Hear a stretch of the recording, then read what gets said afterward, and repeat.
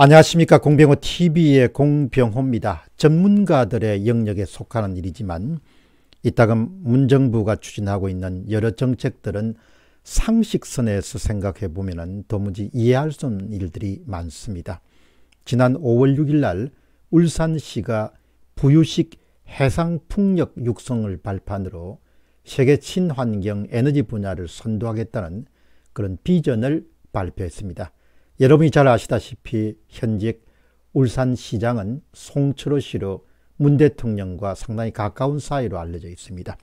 이 자리에 직접 문 대통령이 참석해서 성대하게 부유식 해상풍력 육성 비전 선포식을 개최했습니다.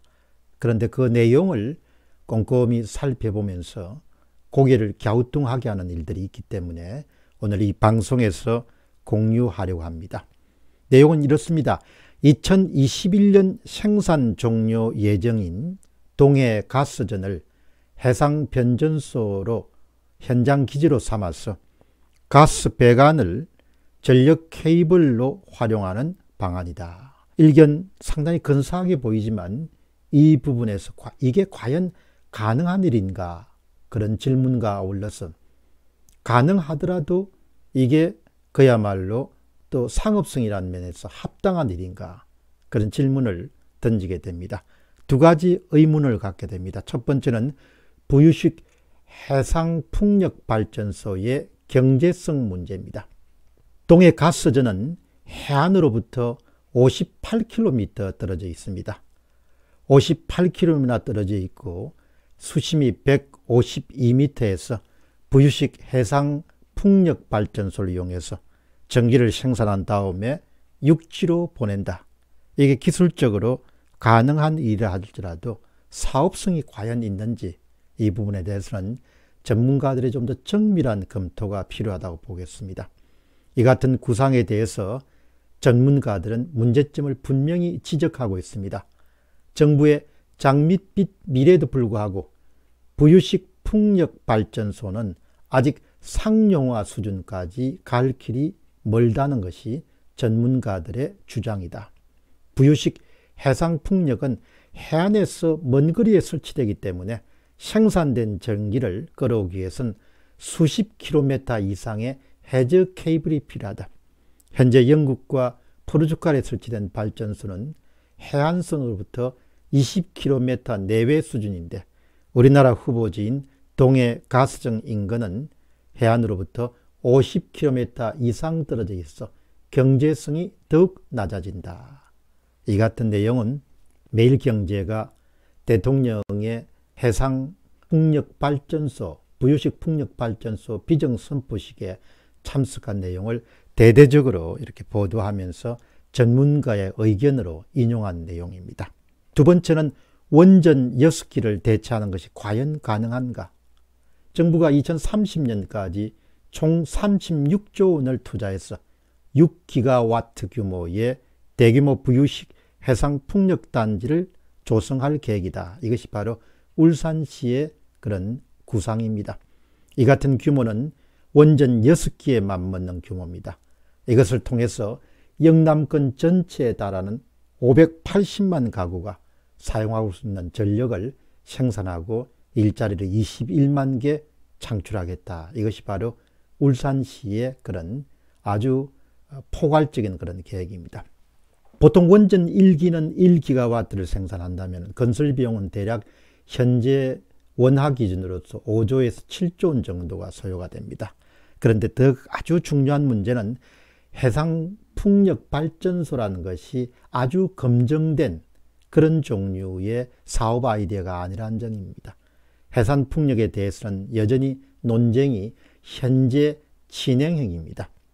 세계 최초의 부유식 해상풍력은 2017년 12월부터 상업운전이 시작되었을 뿐입니다. 그러니까 2017년에 상업운전이 시작됐다는 것은 그 기술이 비교적 역사가 아주 짧은 기술이라는 점입니다. 그리고 2009년부터 부유식 해상풍력은 시범운전이 시작됐습니다. 그리고 현재 운영 중인 상업용 부유식 해상풍력은 대부분이 육지로부터 20km 이내에 있기 때문에 한국이 구상하고 있는 것보다 훨씬 더 거의 절반 정도로 짧습니다. 스코틀랜드의 부유식 해상풍력발전소만 하더라도 해안선으로부터 불과 25km 이내에 위치해 있습니다. 전문가들이 작성한 보고서를 참조하게 되면 이런 내용이 나옵니다. 부유식 해상풍력의 단점은 운영비와 개통 연계 비용이 고정시보다 많은 편이기 때문에 경제성 확보가 어렵다. 그래서 정부가 발표한 그런 보고서를 보면 나오는 내용입니다. 세계 최고 수준의 원전 건설 경쟁력을 갖고 있는 나라에서 탄소 중립한다고 이처럼 호들갑을 떠는 것을 보면서 그렇게 하는 의도와 저희가 무엇일까라는 점을 다시 한 번 더 생각하게 됩니다. 신민오 씨는 이렇게 주장합니다. 풍력 발전의 가장 큰 문제점은 고장이 났을 때입니다. 바다 한복판에 있는 기계가 고장이 나면은 그 고치는 비용이 얼마나 들지를 상상해 보시기 바랍니다.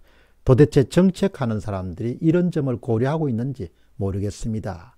신민호 씨가 아마 이런 계통을 좀 잘 아시는 분이다 이런 생각하게 됩니다. 아무래도 1년 후면 물러나는 정권이 2025년까지 울산 부유식 해상풍력발전소 건설에 공공과 민간을 합쳐서 1조 4천억을 투입하고 2030년까지 36조를 투입하겠다는 그런 발표 자체가 어쩌면은 제2의 가덕도 신공항과 같은 그런 부분을 내포하고 있다 그렇게 볼 수 있겠습니다. 그런 냄새가 난다는 것이죠. 그래서 한 언론은 바로 이 부분을 정확하게 지적합니다. 지난 4월 재보궐선거를 앞두고 부산시장 선거 최대 현안이었던 가덕도 신공항 용지를 찾았던 문 대통령이 한 달 만에 영남권을 방문해서 대규모 투자 계획을 내놓으면서 이것은 바로 내년 대선을 앞두고 부울경, 이른바 불산, 울산, 경남 민심잡기에 나선 게 아니냐는 그런 지적이 나오고 있다. 사실 손을 대는 일마다 어렵게 만들기 때문에 일각에서는 마이너스의 마이다스 손이다 이런 비판이 일고 있는 것이 사실입니다. 사실 우리나라가 갖고 있는 그야말로 막강한 원전 경쟁력이라는 것을 충분히 활용하면은 에너지 자립의 그런 토대를 훨씬 더 구축할 수 있을 것 같은데 바로 그 부분과 정반대로 태양광이다 풍력이다 해서 수십조 원을 퍼붓겠다는 이런 종류의 주장을 어떻게 우리가 액면 그대로 순수한 그런 구상이다 이렇게 받아들일 수 있겠습니까? 이제 그런 점에서 보면은 남은 1년 동안 새로운 사업을 일으키기보다도 그동안 벌려놓은 사업에 부작용이 최소화될 수 있도록 그렇게 마무리하는 작업들에 더 심혈을 기울이는 것이 현재 문정부가 해야 할 급선무가 아닌가 그런 생각을 하게 됩니다.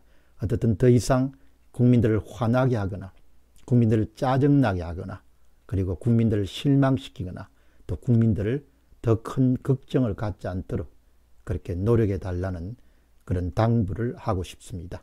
공병호 TV의 공병호였습니다. 감사합니다.